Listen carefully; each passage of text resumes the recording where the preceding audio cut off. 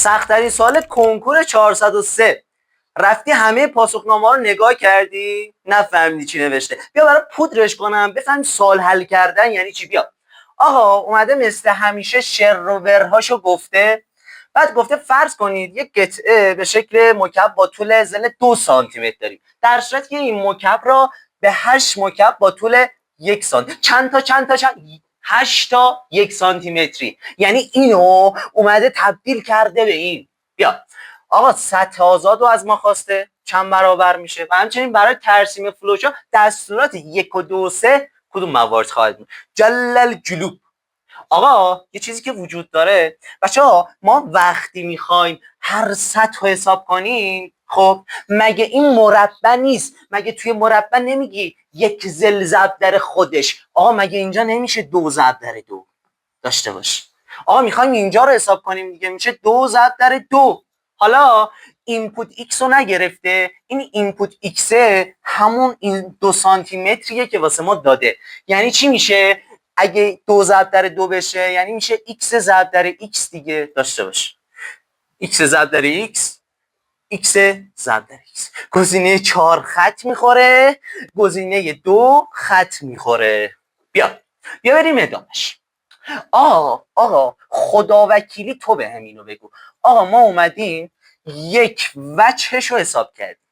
مکعب چند تا وجه داره؟ ببین یه دونه بالا، یه دونه اینجا، یه دونه راست، یه دونه چپ، یه دونه پایین، یه دونه هم خورشید پشتش به ماست. چی؟ خورشید پشتش به ماست. میشه چند تا؟ 1 2 3 4 5 6.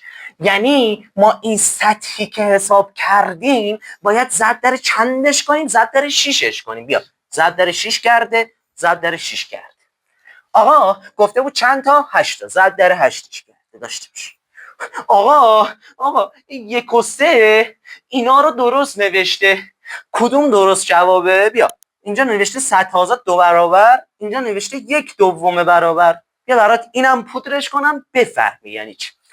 بچه‌ها ما اینجا گفتیم 2 ضرب در 2 درسته؟ آقا 2 ضرب در 2 میشه چند؟ 4.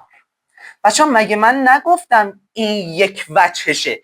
گفتم این مکعبه چند تا وجه داره؟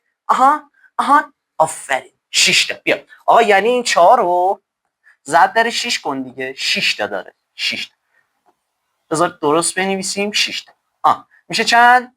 24. میشه 24. بیا این 24 مال این، 24 مال این، داشته باش. آقا حالا بیا اینو حساب کنیم. مال این شد 24. آقا مگه نگفتیم اینجا 1، اینجا هم میشه 1 دیگه. 1 ضلع ضرب در خودش، 1 ضرب در 1 میشه چند؟ 1. بچه خدا وکیلی این مکعب چند تا وجه داره؟ چند تا؟ 6 تا. آقا بیا 1 ضرب در 6 میشه چند تا؟ 6 تا. خدا وکیلی مگه اینجا نگفته بود به 8 تا مکعب میای تقسیم میکنیم؟